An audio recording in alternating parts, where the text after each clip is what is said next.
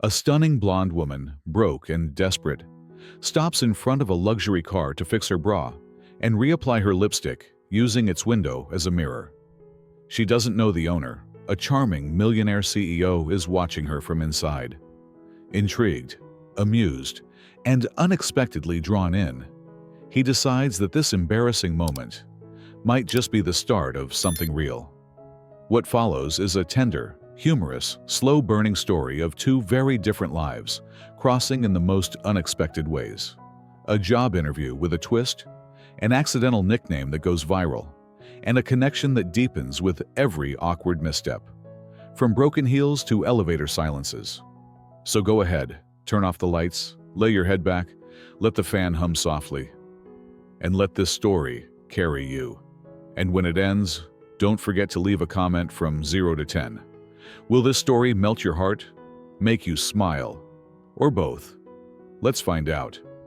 The sun hadn't yet cleared the tall buildings when Uliana raced down the cracked pavement, clutching her worn-out resume in one hand and a half-unzipped purse in the other. Her heels clicked unevenly on the sidewalk, a rhythm of panic and urgency, as she muttered to herself, "If I miss this interview, I'll have to start selling organs, and I'm not even sure how much a used kidney goes for these days." Her nerves buzzed beneath her skin like a live wire, and though she had rehearsed answers all night, her thoughts were now a blur of, "Don't trip, don't sweat, and don't screw this up." She hadn't eaten, hadn't slept properly, but she had one shot, and she wouldn't waste it, unless fate had already decided otherwise. Just steps away from the glimmering glass building where her future might be waiting, Uliana paused, heart pounding, chest heaving, and makeup somewhere between endurance tested and complete meltdown. She needed a moment of breath, a mirror, a miracle. Then she saw it. Parked just outside the entrance was a sleek, black luxury car, polished to a vanity. The tinted passenger window reflected like a high-definition mirror, better than any dusty public restroom or phone selfie camera. "Oh, thank God," she whispered under her breath, stepping up to the car like it was her dressing room. With a quick flick of her fingers, she adjusted her bra under her blouse, twisted her torso in a contortionist pose, and pulled out a cracked tube of lipstick. Precision was key, and though her hands trembled, her focus sharpened. As she painted on confidence in the form of crimson red, Uliana smiled at her reflection, checking for flaws. But what she saw made her freeze mid-smile. Wedged between her front teeth was the remnant of a lettuce leaf, green, bold, and completely unaware of the moment it had chosen to ruin. "Seriously?" she groaned, jabbing at her teeth with a finger, contorting her face like a silent movie comedian. Just as she managed to scrape it free with as much grace as a raccoon in a trash can, the window buzzed and began to slide down, smooth, slow, and horror-inducing. Her hand was still in her mouth when her eyes met his. Inside, the car sat a man with tousled blonde hair, an infuriatingly perfect jawline, and an expression hovering somewhere between amusement and admiration. His tailored navy suit hugged his frame too well to be fair, and the way he tilted his head slightly, like watching an art piece fall off the wall, made her want to melt into the pavement.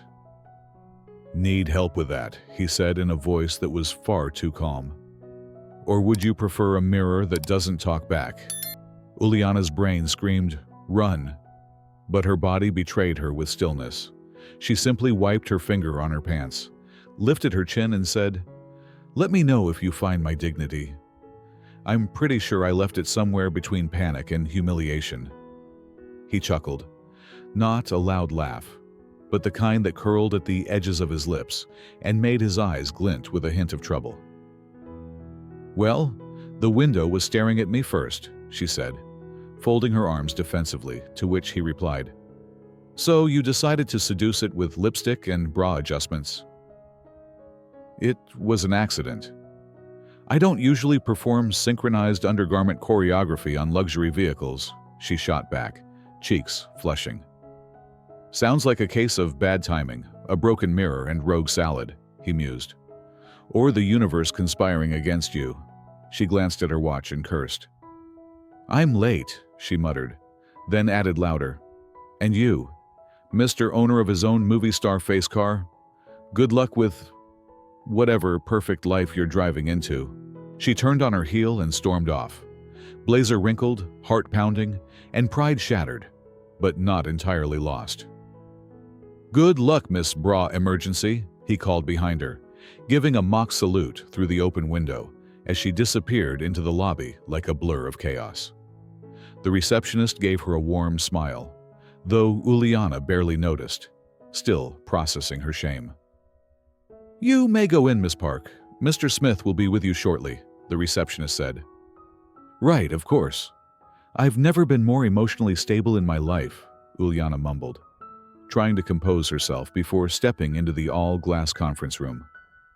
She sat at the edge of the chair, fingers clutching her resume like a lifeline. When the door opened, she turned with a rehearsed smile and nearly fell out of her seat. Walking in like the embodiment of calm confidence was the man from the car. You, she blurted, eyes wide. Me, he said with faux surprise. Were you expecting someone else? You're the CEO? She stammered. And you're the woman with the lipstick and the lettuce, he said smoothly. Uliana dropped her head to the table. This is a nightmare, she whispered. Don't worry, Isaac Smith said, taking his seat. Whatever happens next can't possibly be weirder than what just happened outside. And yet, as he opened her resume and raised an eyebrow, Uliana had a strange feeling. Irrational, persistent flutter, that the weirdest part was yet to come. Uliana sat across from Isaac Smith, her resume now a flimsy piece of paper between them, completely inadequate to describe the chaos that had just unfolded. She forced her hands to stay still on her lap, though every nerve screamed for her to grab the nearest exit and sprint away until her lungs gave out. Isaac, however, looked entirely unbothered, relaxed, amused even, as he skimmed through her credentials with the ease of someone reading a breakfast menu. So, Uliana Park, he said, his voice low and even. Degree in business administration, a technical course in marketing, and 2 previous assistant roles in finance. He glanced up, eyes sharp but not unkind. Strangely, there's no mention of public sidewalk acrobatics or impromptu stand-up routines involving car windows. Uliana blinked and then, perhaps out of pure exhaustion or the last flicker of humor she had left, replied, I'm still considering adding street performer to the skill section. I figured it might come off as too informal. Isaac leaned back in his chair, folding his arms as his mouth curled into the smallest of smiles. Shame. I was just thinking I'd hire someone for that exact reason.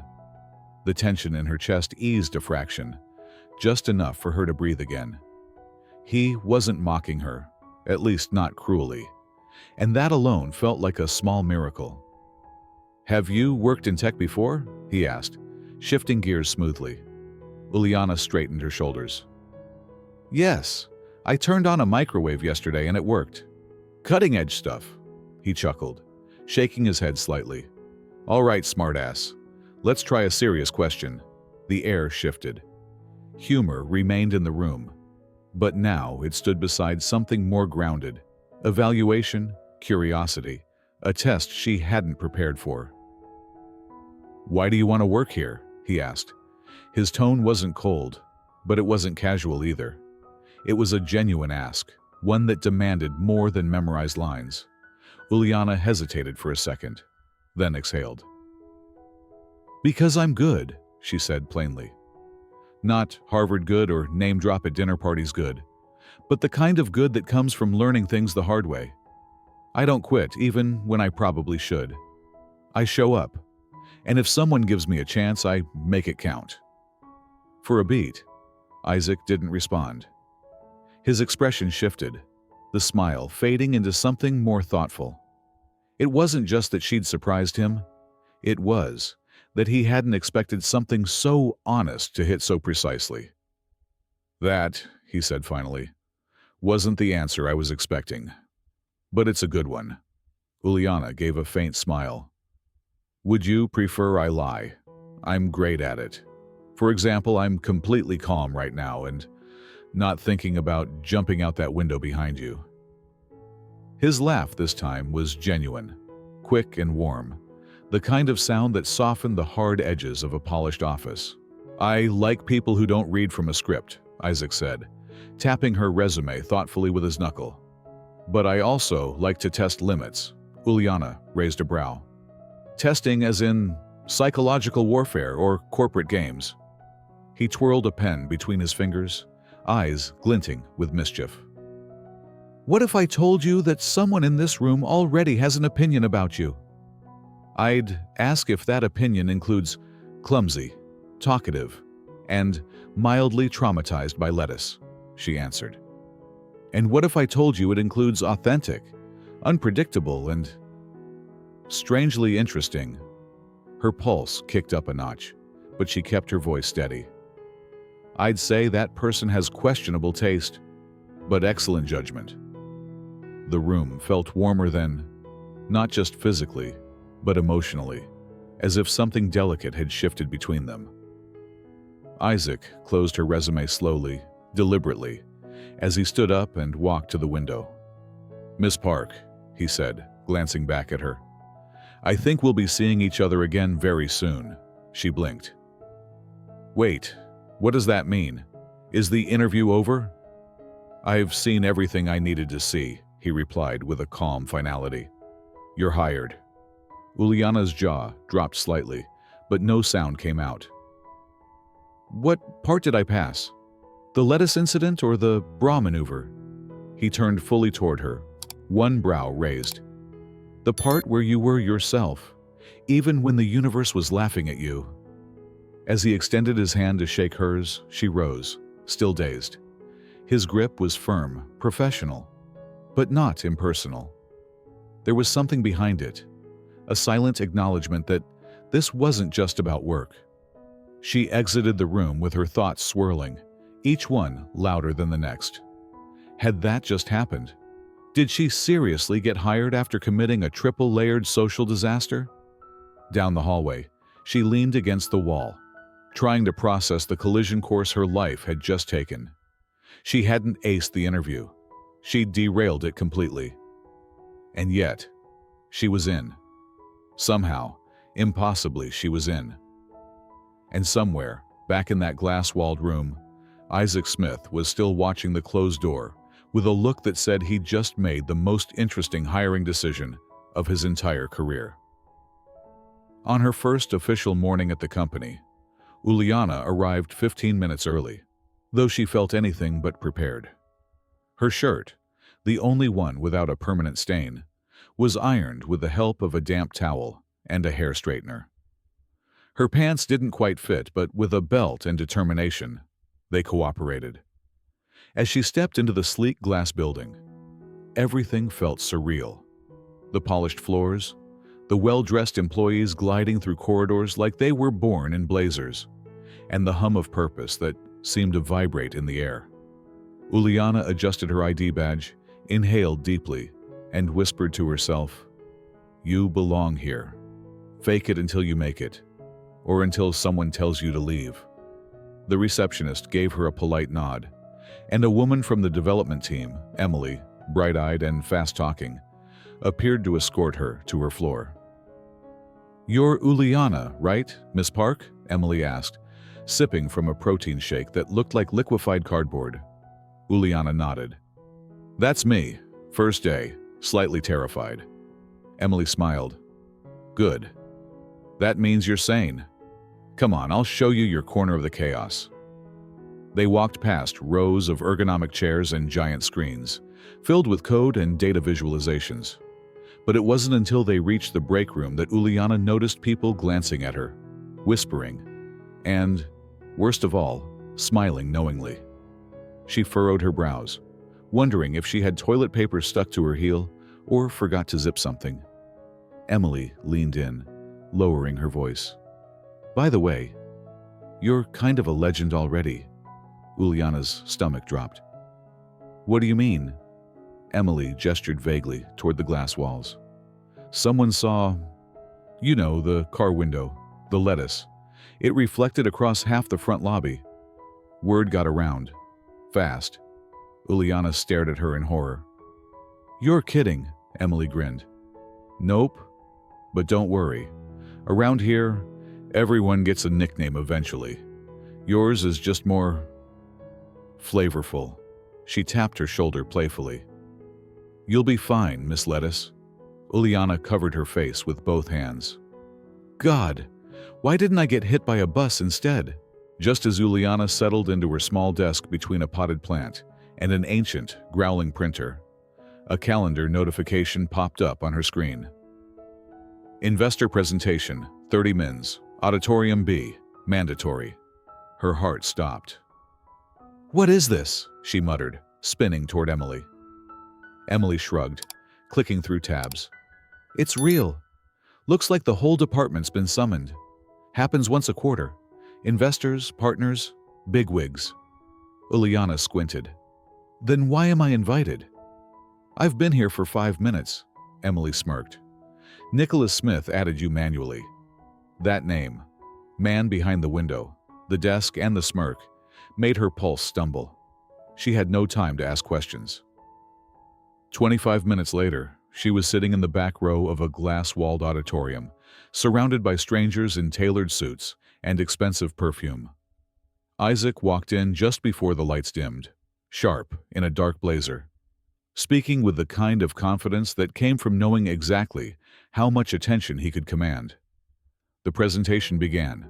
Projections, marketing trends, and user data. Uliana did her best to stay invisible.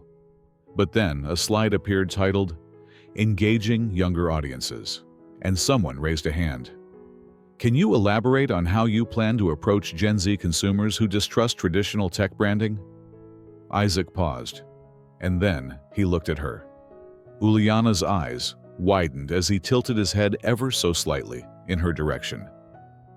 Uliana, didn't we just discuss this yesterday? He said smoothly, as if they'd had a detailed strategy meeting over coffee instead of a chaotic encounter on a sidewalk.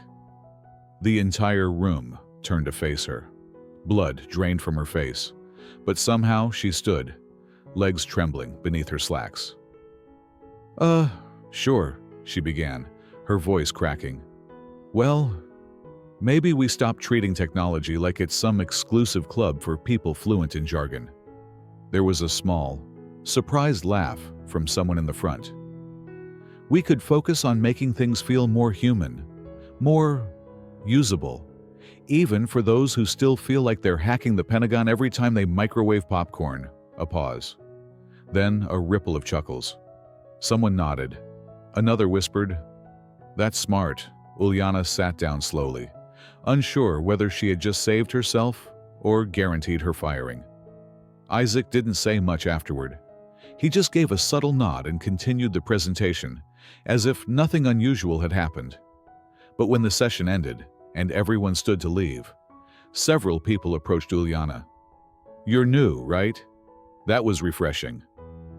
Loved your microwave comment. Spot on. Emily reappeared at her side, mouth open. What the hell was that? You improved your way into investor approval. Still dazed, Uliana returned to her desk, where someone had left a neon pink sticky note. Written in capital letters were the words, Miss Lettuce, followed by a tiny doodle of a bra. She groaned, burying her face in her hands.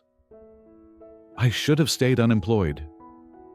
But even as she muttered in despair, she couldn't ignore the strange warmth crawling up her spine, the adrenaline, the laughter, the glances of recognition. For once, she hadn't faded into the background. She'd been seen, and somewhere across the office, Isaac Smith sat in his glass-walled corner, reading through follow-up emails and smiling to himself. Not at the data, not at the charts, but at the girl who turned a humiliating first impression into something no investor in that room would soon forget. By the time Friday rolled around, Uliana had convinced herself that the worst was behind her. that no one could possibly be talking about the lettuce anymore, that her improvised performance at the investor meeting had surely overshadowed the window incident. But the sticky note labeled Miss Lettuce still clung to the edge of her monitor like a stubborn ghost, and despite Emily's reassurance that it was all in good fun, Uliana had begun to wonder if she'd ever live it down. Still, she'd made it through her first week, avoided further public humiliation, and even managed to learn the names of 3 software platforms she couldn't pronounce on Monday. She called that progress. Late in the afternoon, just as she was wrapping up a budget spreadsheet she barely understood, an email pinged into her inbox. Subject: Dinner with Dev Team. Tonight, 7 p.m. Sent by Nicholas Smith. Her breath caught. She reread the message twice. There was no team CC'd, no assistant copied, no attachment. Just one line. Thought you might want to join. Dress however you like. Uliana stared at the screen, unsure whether it was a mistake, a trap, or, worse, intentional. Before she could overthink it any further, Emily peeked over the cubicle divider. "You've got dinner with the boss?" Uliana's mouth opened, then closed. "How do you already know that?" Emily grinned, holding up her phone. "He asked the front desk to reserve a private booth for 2. By the time the clock hit 6, Uliana was in a full-blown wardrobe crisis. She didn't own anything halfway decent that didn't have either an ink stain or questionable stitching. In the end, she settled on a simple black dress with sleeves that didn't quite match in length, paired with flats that had survived 4 job fairs and 1 regrettable salsa night. She stood outside the restaurant, a warm-lit bistro tucked between 2 office buildings, feeling painfully underdressed and foolish. But when she stepped inside and the host asked, "Are you meeting Mr. Smith?" and led her to a corner booth with soft lighting and a view of the city skyline, she realized it wasn't a prank. And when Isaac looked up from a wine list and said, "You came. I wasn't sure you would," she knew it wasn't a mistake either. Uliana sat down cautiously, fingers twisting the strap of her small purse. "You didn't mention it was just us." Isaac handed her the other menu. "Would you have come if I did?" She narrowed her eyes. "Probably not." He smiled, not denying it. "Then I made the right call." The waiter appeared, formal and impossibly straight-backed. Isaac ordered a bottle of red with the ease of someone who knew exactly what wine paired with every type of mood, weather, and facial expression. Uliana, meanwhile, pointed at the first thing on the menu she could pronounce. "The croissant sandwich, please. No mystery meats." As the waiter disappeared, silence hovered, thick with unspoken questions. Uliana broke it first. "Is this still about work?" Isaac didn't flinch. "Not entirely. Consider it a gesture. You saved an entire investor pitch. I figured you deserved something better than cafeteria coffee." She studied his face, trying to detect a smirk, a joke. Anything that would make her feel less like this was a scene from a dream she hadn't earned. "I didn't exactly save it. I panicked and talked about popcorn and hackers." Isaac poured wine into both glasses, his voice calm. "Exactly. You were real.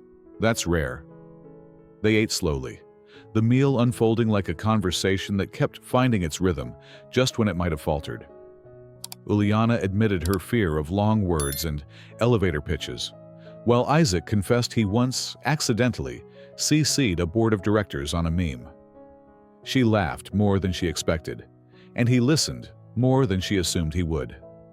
Still, the question lingered, poking at her between bites of bread and sips of wine.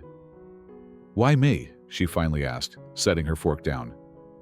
"You could have invited anyone to this dinner. People with real degrees, fancy titles, or flawless resumes. But you invited the woman who used your car window to adjust her bra." Isaac leaned forward, elbows on the table, his tone sincere but unflinching. "Because you didn't try to impress me. You didn't pretend to be someone you're not. And because You make things clearer. That's something I don't get a lot. Uliana's throat tightened, and she looked away, pretending to study the candlelight flickering between them. It was too much, too honest. She hadn't expected warmth, hadn't expected to be seen, not like this. Not by someone like him. The bill came, and she instinctively reached for her purse, but he raised a hand. Don't. This one's on me. She hesitated, then nodded, muttering, Fine. But next time I'm paying, even if it's just for coffee and a gas station croissant. As they stepped outside, into the evening chill, Isaac offered his blazer. She waved it off. Thanks, but I'd probably sweat from panic just wearing that. He raised an eyebrow. Panic? It's designer. I can't afford to wrinkle things that cost more than my rent.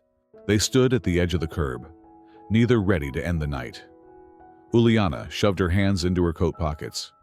So, this wasn't a date? Isaac looked sideways at her, the corner of his mouth twitching. No, it wasn't. Good, she said quickly, then added, because if it was, I'd probably have to say something embarrassing and ruin the moment. He smirked. You already did that. But, surprisingly, the moment survived. She laughed, soft and unsure, and as she turned to walk toward the subway, he called out, Uliana. She glanced back. Yeah? Try not to trip in the lobby Monday morning. I'd hate to add staircase incident to your reputation. She rolled her eyes, but couldn't hide her grin. And as she disappeared into the night, Isaac stood there a moment longer, hands in his pockets, smiling to himself like a man who'd just walked out of the most unusual dinner of his life, and somehow couldn't wait for the next one. By Monday, Uliana had convinced herself that the dinner with Isaac was just a one-off, a strange corporate thank you wrapped in good lighting and smoother than necessary wine. She returned to her desk, filed reports, joined a department meeting, and managed to avoid eye contact with her reflection in the vending machine. Isaac passed her once in the hallway, murmuring a polite, "Morning."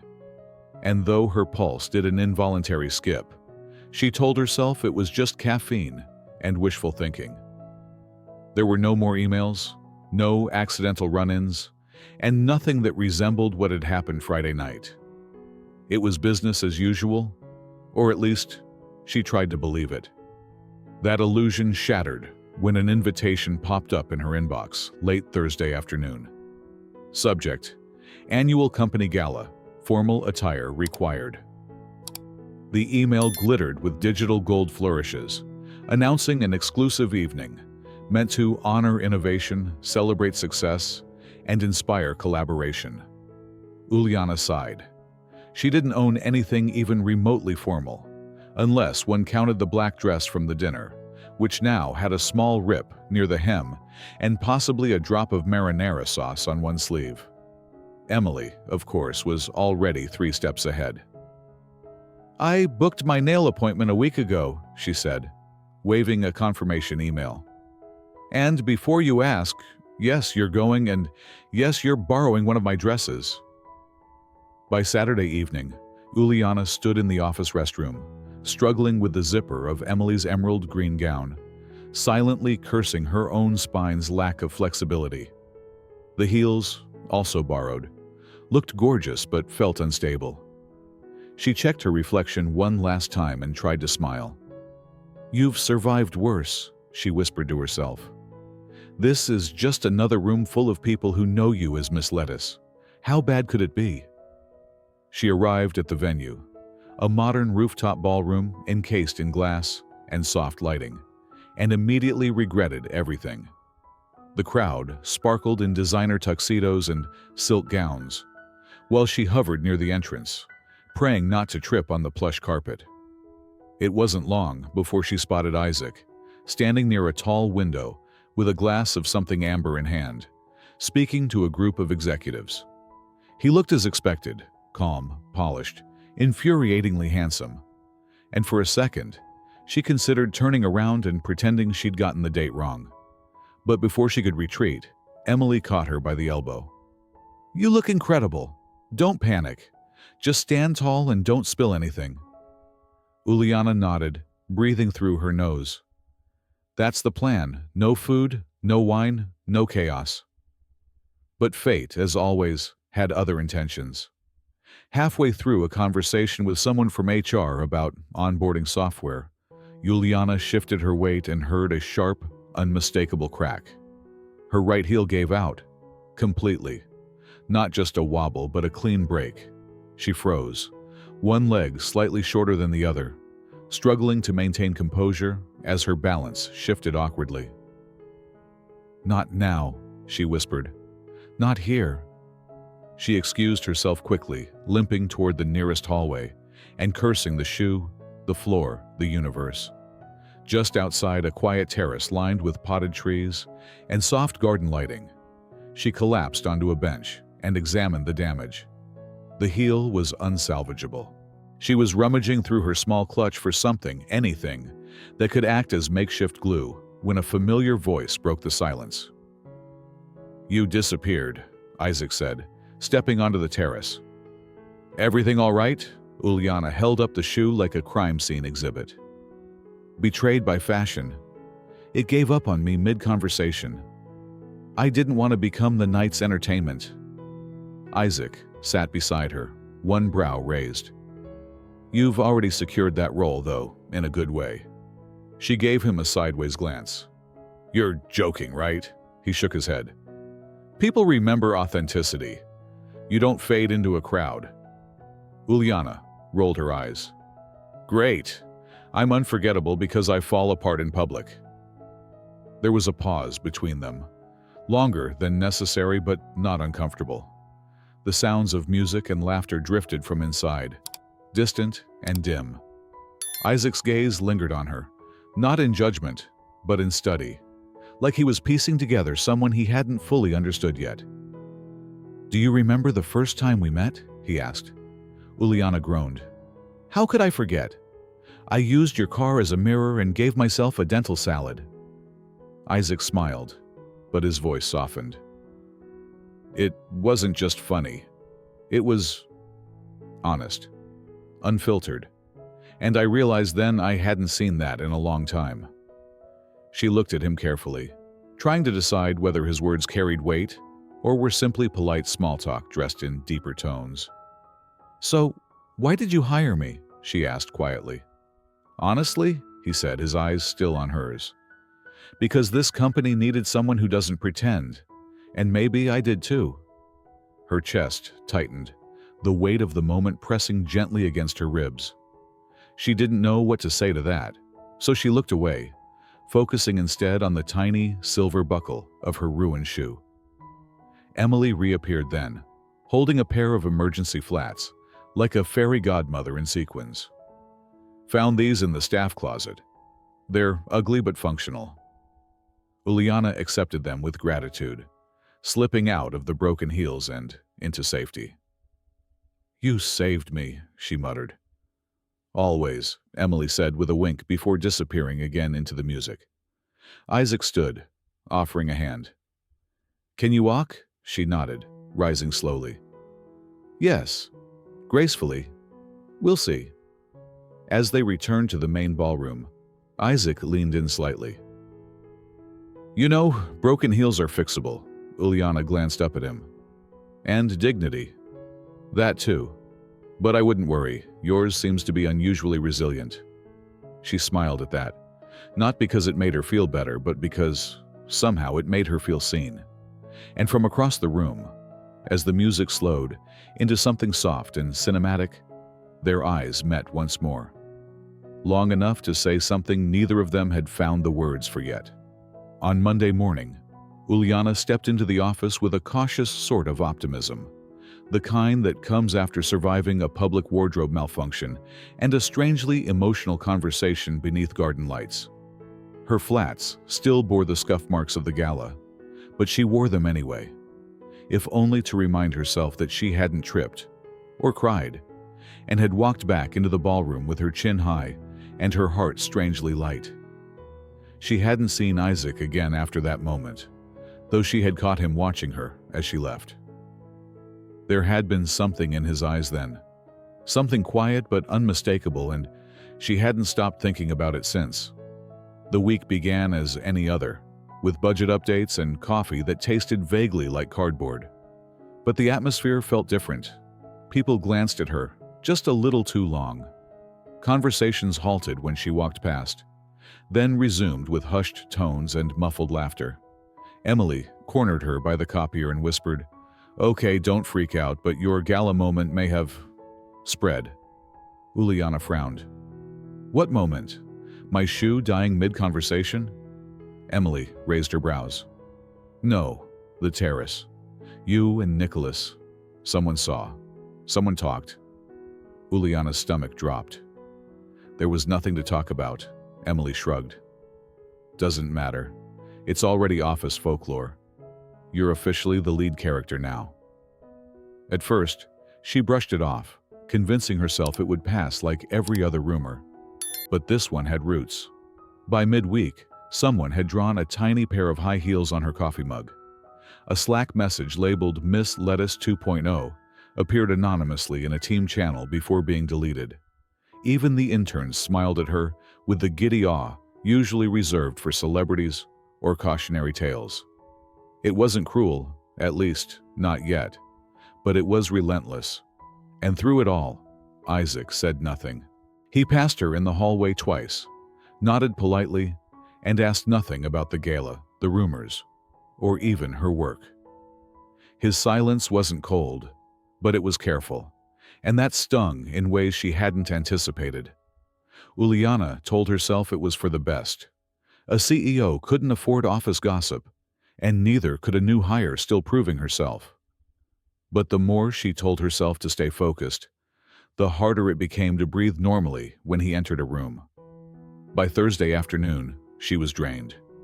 Her inbox was a battlefield of minor requests, and her mind kept replaying the way Isaac had looked at her on the terrace, only to erase that memory with the way he now avoided looking at her at all. She stepped into the elevator with her laptop clutched to her chest and hit the button for the 22nd floor. Just before the doors closed, a hand shot through the gap, and the doors reopened to reveal him, Isaac, in a charcoal suit and slightly loosened tie, holding a folder under one arm and a coffee in the other. For a beat, neither said anything. Then he stepped in, nodded once, and pressed the button for the same floor. The doors shut. Silence stretched between them, thick and tense, as the elevator began its climb. Uliana stared at the digital display. He stared at the floor. The air buzzed with everything unspoken. "So," she said, breaking the quiet, "I heard we're becoming a workplace myth." Isaac gave a tight smile. "So I've heard. All it takes is a broken shoe and standing next to you for more than 5 minutes." "I'll try to keep my proximity to a minimum," he replied, half joking, but not fully. Uliana laughed softly, though it didn't reach her eyes. "It's fine. I've always wanted to be the main character in a scandal that didn't happen." He shifted slightly, leaning back against the mirrored wall. "I didn't mean for it to get like this. I should have said something." She turned toward him, her voice quieter. "Why didn't you?" Isaac met her gaze then, the edges of his restraint beginning to crack. "Because I wasn't sure if saying something would make it better, or worse." "And now?" she asked. "Now I think we're both pretending not to care, and I'm starting to hate pretending." The elevator jolted slightly, a hiccup in the machinery, and Uliana grabbed the railing, heart thudding. The lights flickered once, then steadied. "If this elevator gets stuck," she said, trying to mask her panic, "we're either going to resolve everything or never speak again." Isaac chuckled, the tension melting just enough to feel the shift. "You always imagine the worst outcomes?" "I work best under worst-case scenarios," she replied. "It's how I survive office parties and broken footwear." As the elevator resumed its climb, Isaac stepped closer. Not too close, but enough for her to notice the scent of his cologne and the calm in his presence. "For what it's worth," he said, voice low, "I didn't forget what you said that night. Or how you walked back into that ballroom like nothing had gone wrong." Uliana looked up at him, unsure what to do with that honesty. "And yet you've been acting like it never happened." "Because I don't know what I'm allowed to want," he admitted. The elevator dinged. The doors slid open. And just like that, the moment dissolved. They stepped out side by side, but their words had already drifted into the air between them, half anchors, half questions. Back at her desk, Uliana opened her laptop, heart still racing, and told herself again that silence was safer. That distance made things easier. But deep down, she knew the silence had started saying more than words ever could. And the space between them was no longer empty. It was charged, waiting. The days that followed the elevator ride moved with a strange, suspended rhythm, as if the office itself had absorbed the tension between Uliana and Isaac, and was now holding its breath. They continued to exchange clipped greetings and vague smiles, both too careful, too practiced. Their conversations became strictly professional again. Emails with bullet points, updates in team meetings, nothing more. But beneath the surface, Uliana could feel it. The weight of everything unsaid. The echo of his voice saying, "I don't know what I'm allowed to want." And the burning frustration of pretending it hadn't landed straight in her chest. Emily, of course, noticed. She always did. "You two have mastered the art of saying nothing while looking like you've said too much," she muttered one morning, nudging a coffee cup toward Uliana. "It's starting to stress out the interns." Uliana didn't respond. She didn't know how. She wasn't sure if she was more upset at Isaac for retreating after being honest, or at herself for not stepping toward him when he clearly didn't know how to ask her to. Everything felt suspended, like the elevator had never quite hit the right floor. Then came the calendar invite. Creative alignment, CEO and Uliana Park, 10:30 a.m., conference room D. There was no subject line, no additional text, just a quiet, unassuming block on her schedule. At first, she thought it might be a mistake, but then she noticed something unusual. He hadn't copied anyone else. When she walked into the room, Isaac was already there, seated at the head of the table. 2 cups of coffee waiting, his usual, no sugar, and hers with just enough cream to taste like a small mercy. "Hi," he said simply, gesturing to the chair beside him. "Have a seat." Uliana sat down slowly, unsure whether this was a strategy meeting or an ambush. He didn't open a laptop or slide a folder across the table. He just looked at her, tired, steady, a little too sincere. "I've been trying to figure out how to say this without making it complicated," he began. "But the truth is, it already is complicated, because I admire you, not just as someone who saved an investor pitch or makes spreadsheets look less terrifying, but as someone who walks into chaos and somehow owns it." Uliana swallowed hard, her fingers tightening around the warm ceramic of her cup. "You mean someone who walks into chaos because she's usually the one causing it," she replied, forcing a half smile. Isaac didn't laugh. "I mean someone who doesn't fake who she is. You're not polished, and that's what makes you shine." The compliment hung in the air too long, too full. Uliana set her cup down, her voice quiet. "You could have said this a week ago, or not invite me to dinner, or not looked at me like you did on that terrace." "I know," he admitted. "I let the rumors scare me into silence. I didn't want to put you in a position where people saw you as anything but brilliant. And instead, I made it worse by disappearing." She breathed out slowly, the tension in her shoulders unwinding just enough to feel the fatigue underneath.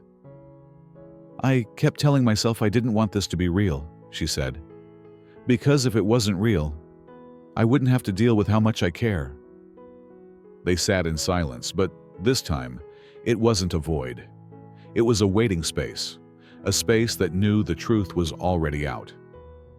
Finally, Isaac reached into his briefcase and pulled out a small navy blue box. Not jewelry-sized, but significant enough to make her heart leap and her mind race. He slid it across the table.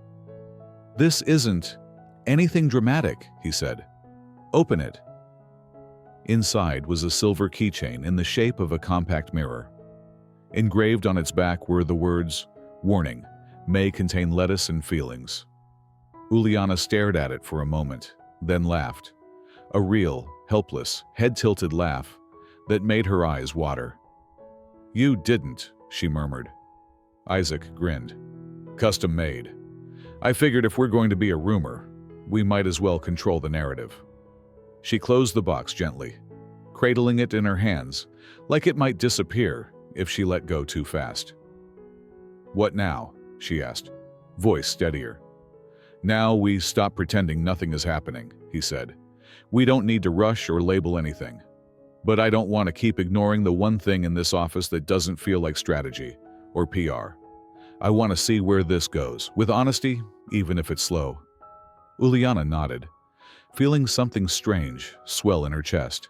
Not panic, not doubt, but the kind of hope that had been buried under silence for far too long. "Okay," she said. "But no elevators, not for a while." Isaac laughed. "Deal.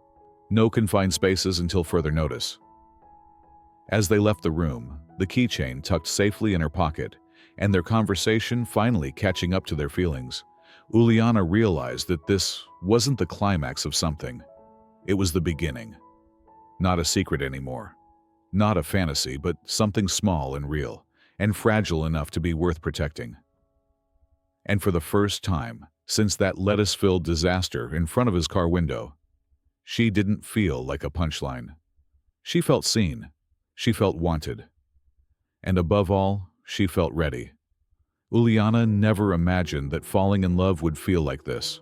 Not fireworks or sweeping orchestras. Not confessions shouted in the rain. Instead, it was slow mornings and quiet glances, laughter over half-burnt toast, and post-it notes tucked beneath her keyboard that read things like "Meeting at 10. Bring caffeine and charm." After the keychain, something between them had shifted. Not loudly, not dramatically, but enough that everyone noticed. Isaac no longer hesitated when he passed her desk. She no longer avoided his eyes when they brushed shoulders in the hallway. They didn't announce anything, and they didn't need to, because their silences had turned into something shared rather than something avoided. Work remained professional, mostly. Uliana still delivered sharp pitches, still triple-checked data reports, still rolled her eyes when team leads used buzzwords like synergy and vertical value.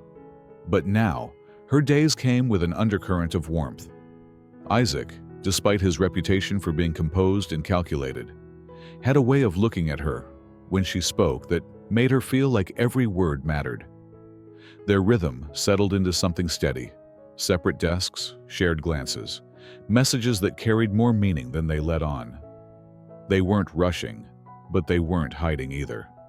And that balance, imperfect, evolving, was enough.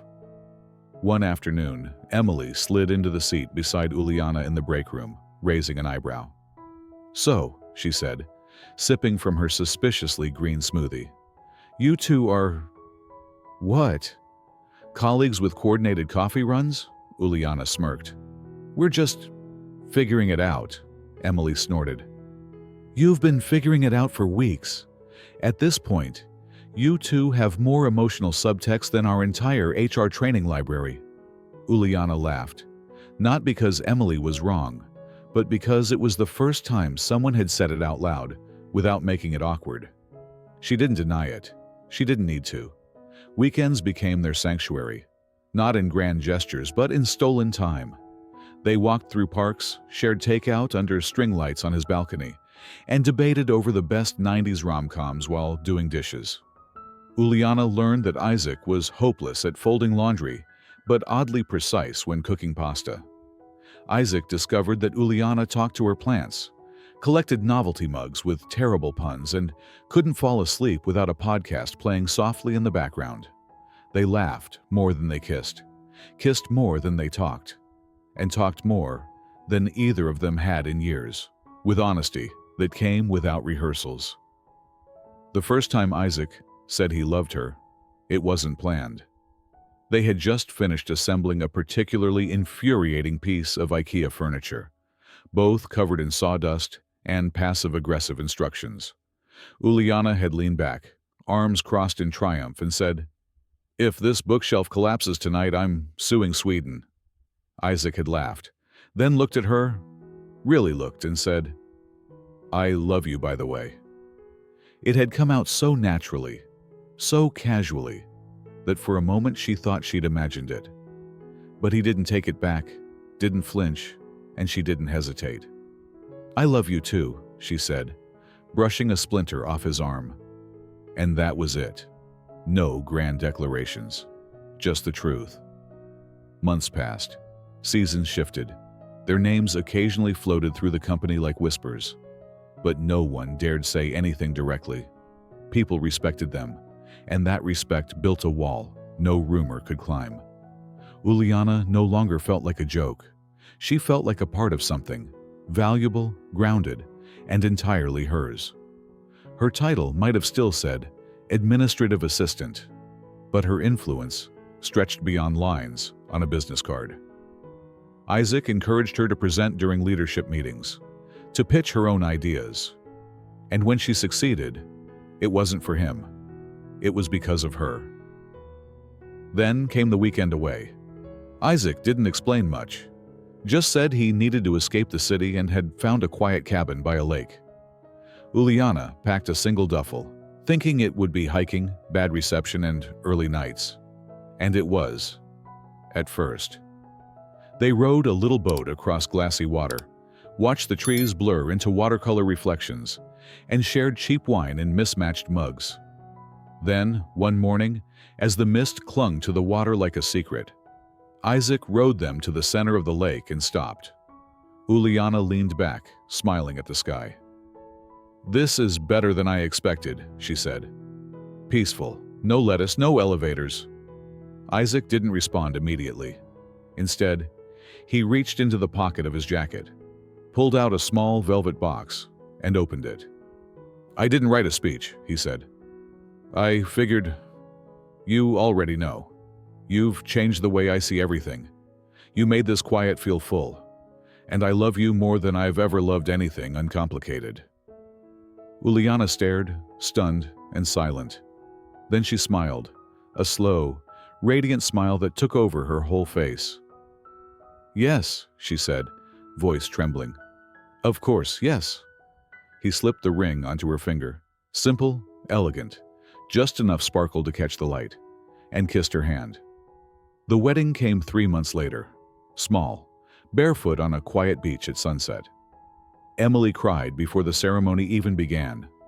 Uliana wore a soft white dress that danced in the wind. Isaac looked like someone who'd just realized he'd won something he never dared hope for. Their vows were funny and messy and painfully sincere. "I promise never to use your car as a mirror again," she said. And he laughed before replying. "And I promise to always check for lettuce before we kiss." And just like that, it began. No thunder, no fanfare, just love. Messy, simple, real. The kind that starts with a car window and never really ends. Thank you for joining me on this heartfelt journey through Uliana and Isaac's beautifully imperfect love story, where awkward beginnings bloomed into quiet, genuine connection. If their path made you smile, tear up, or simply believe a little more in unexpected love, I'd love to hear your thoughts. Leave a comment, share your favorite moment, or rate the story from 0 to 10. Your voice matters here. Until next time, rest well, dream sweetly, and remember, sometimes the most extraordinary stories begin with the simplest of accidents. See you in the next tale.